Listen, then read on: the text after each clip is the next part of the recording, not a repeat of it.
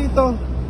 Ay, bakit po bawal, sir? Bibili lang naman kami ng gamot dyan sa drugstore. Boss, bibili lang kami ng gamot ng tatay namin. Eh, bawal nga ho dito, no? Parking nakalagay, nakakaabala. What's up mga kabayan? Viral ngayon ang isang traffic enforcer at ang driver o yung babae na nagde-drive na nagparking sa no parking area, and then sinita po ng traffic enforcer, tapos naggalit yung driver na babae dahil bakit daw sila sinita at saka saglit lang daw sila doon. So bibigyan po natin ng commentary, reaction, at kayo na pong bahalang humusga kung anong masasabi nyo sa traffic enforcer or sa driver na babae na nag-viral ang kanilang video. So guys, tara, panoorin natin ang video. Guys, sabay-sabay natin panoorin ang video na ito. Kasi sino yun, te? Ay, ano, enforcer? Bakit, sir? Lisensya. Bakit po? Bawal mag-park dito. Ay, bakit po bawal, sir? Bibili lang naman kami ng gamot dyan sa drugstore. Boss, bibili lang kami ng gamot ng tatay namin. Eh, bawal nga ho dito, no? Parking nakalagay, nakakaabala tayo sa Eh, traffic. ayan nga po yung gamutan, no? Bibili nga po kami kasi nga po yung tatay nga namin may sakit nga po, di ba? Wala akong pakialam kung may sakit ang tatay mo. Kasi illegal parking kayo dito. Ano illegal parking? Okay ka lang? Eto, butika. Butika, oh. Eto yung drugstore, Gusto mo oh. doon kami magpapark? Bibili Eto, lang butika? Di ba mayroong parking dito sa buhay? Ba't di kayo pumasok? Saan? Ano kami papasok dyan? Hindi na nga kasya, may motor. Kaya Ay, nga po problema kami... nyo na yun. Bakit Ha? kami problema? Oh, akin na lisensya mo. Hindi Makikipagtalo pwede. ka sa Bakit akin. ako bakit problema namin yan? Eh, ayan nga ang drugstore, oh. Ay, Diyos ko. Bibili lang kami ng gamot dito sa drugstore kaya may sakit lang ang tatay namin. Wala akong pakialam kung may sakit At saka ang hindi naman kami kasama nagpapark mo. dito, ha. Tumigil lang kami kasi Ayun bibili nga, lang ho, eh. kami.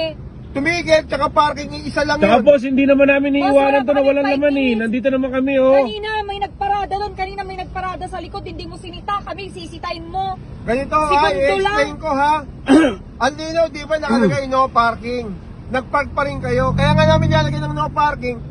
Prone accident area to lugar na Boss, to. wala pa nga kaming 5 minutes. Tumigil lang kami dito kasi ayan po yung drugstore. Bibilhan lang namin ng gamot ang tatay namin. Boss, ate ko lang po ang Nakakaintindi bababa. ka? Nandito kami sa Ay, loob. Hindi pa nga ako Ganito na lang. nakakababa. Magtatanggal pa lang ako ng ano. Kukunin ko pa lang pambili. Nagmamadali ka na agad bang huli. Tsaka naka-hazard Ang dami yung sinasabi. Ibigay mo na yung lisensya mo, di ba? Ano pa bibigyan lisensya ko, sir? Eh, legal parking ka ba eh. Nagmamatigas ka pa eh. Ito na nga, sir. Bumibili nga lang Wala ng akong gamot, eh. pakialam kung may sakit ang tatay mo. Bibili nga lang kami ng gamot. Boss, grabe ka naman boss. O bakit? Hindi ka nakakaintindi. Oh. Kanina may nagparada dyan sa harap. Illegal sa likod parking ko. kayo, akin na yung lisensya mo. Ba't hindi mo hinuli? Nagparada dyan Boss, sa alam mo ba yung likod ko, salitang hindi mo- konsiderasyon? Dapat Hindi meron na- ka nun. Hindi na kailangan yung konsiderasyon. Lisensya lang hinihingi ko, wag yung marami kayong daldal. Dapat may konsiderasyon Bakit kang hindi ano. lisensya ko? Boss, ayan nga lang, bibili Oh. nga lang ako. Hindi pa nga ako nakakababa. Nagparada lang ako kasi bibili lang ako. Ang dami niyong ano eh, pag tayo nuhuli kayo. Bibili lang po kami ng gamot Dati, niya.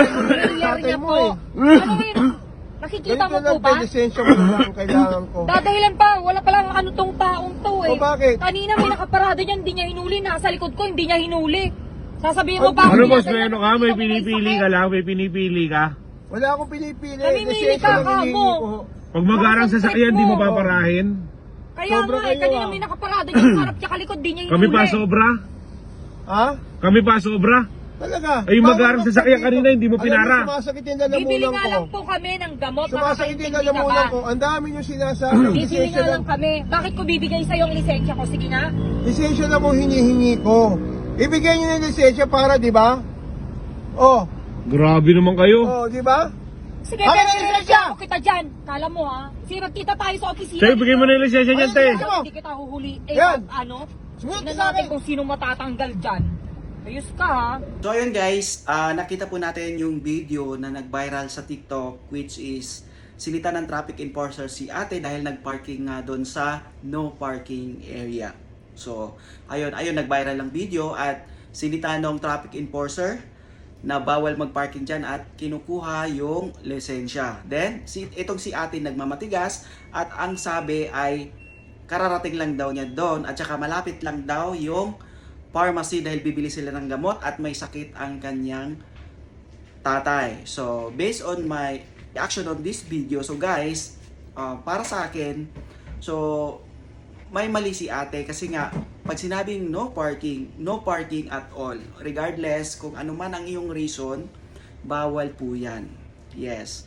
So, mayroon naman talagang nakadesignated na parking area. So, pwedeng pag bumili ng gamot, pwedeng bumaba yung isa sa kasama nila doon sa pharmacy, then after, alis na lang sila, pumunta sila doon sa may parking, at pag nabili na yung gamot, bumalik na lang doon sa pharmacy para pick upin yung kasama nila. Okay guys. Kasi nga, hindi po natin pwedeng baliin yung batas. Rules is rules. So, anyway, alam naman natin sa Pilipinas, marami ding mga kurakot na traffic enforcer. Pero, doon sa video, mas favor ako doon sa traffic enforcer kasi yung traffic enforcer, nakikita naman natin doon na ginagawa lang din niya yung kanyang trabaho. Yes. So, I am a OFW. So, dito po ako nagtatrabaho sa Dubai. So, pagdating sa traffic law here, rules is rules. Ngayon, pag sumuway ka sa batas, hindi na hinihingi yung driving license mo, automatic bibigyan ka ng fine. So, I admit it because maraming beses ako nagkamali, nagpark ako sa no parking area, minsan nagparking ako at lumagpas ako sa oras, and then automatic mayroon akong fine. Magugulat na lang ako, makaka-receive ako ng message na mayroon akong fine. So, pag mali mo talaga, hindi mo pwedeng i-complain yan at pumunta ka doon sa kanilang department na ganito ganyan. So, ang tendency, lumaban ka sa traffic law, lumaban ka sa mga traffic enforcer, may chance pa na makulong ka dito sa UAE. Yes. Dito hindi na hihingi yung driving license, guys. Ngayon, pag nakita ka doon na nag-parking ka sa no parking, hindi ka nasisitahin ng police or yung nagtitiket. Automatic, ililista na lang ang iyong plate number at magugulat ka na lang at mayroon kang parking. At dito naman sa UAE, hindi ka nasisitahin kung na-overspeeding ka kasi lahat ng daan dito, every 1 kilometer, mayroon silang camera. At the same time, pag nag-overspeeding ka, automatic, magugulat ka na lang, may marireceive kang message na mayroon kang fine. So, dito sa UAE, napaka ano dito, kung hindi ka sumunod sa batas, may chance na ma-deport ka. Or kung hindi ka sumunod sa traffic law dito, pag naka-aksidente ka ng malala, so may chance na alisin nila i-revoke nila ang iyong driving license at hindi ka na makapag-drive. Yes. No one is above the law. So, kung mali natin, accept na lang natin na mali. Kumbaga, alam naman natin na no parking, regardless kung ano yung excuse natin.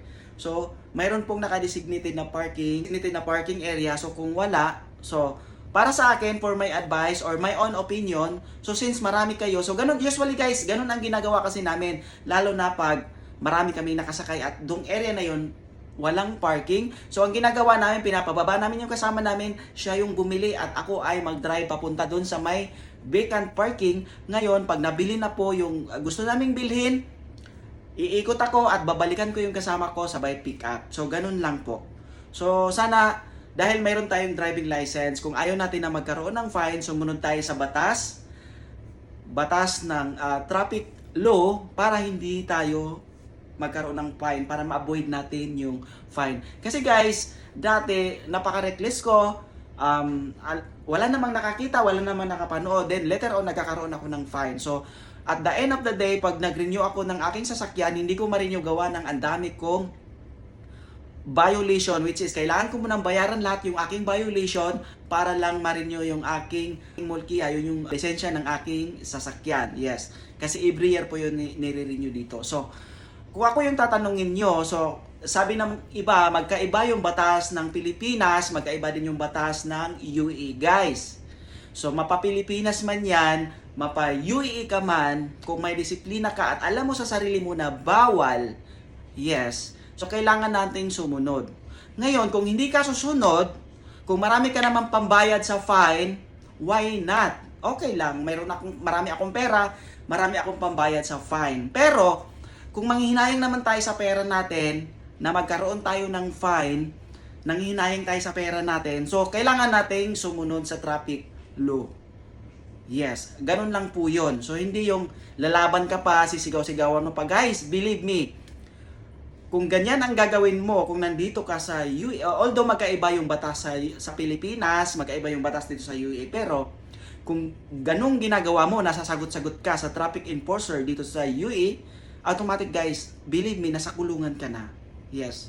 So, kahit sabihin natin na magkaiba yung batas dito, doon sa Pilipinas, pwede mong sagot-sagutin yung traffic enforcer. Kunting konsiderasyon lang, kung ayaw mo magkaroon ng fine, kung ayaw mo magbayad, kung wala kang pera, logic. Sumunod ka sa batas trapiko, wala kang magiging fine. So, sana po may natutunan tayo sa video na ito. Kung nagustuhan niyo po ang aking video, please don't forget to follow, like, and share. Thank you so much and have a nice day po.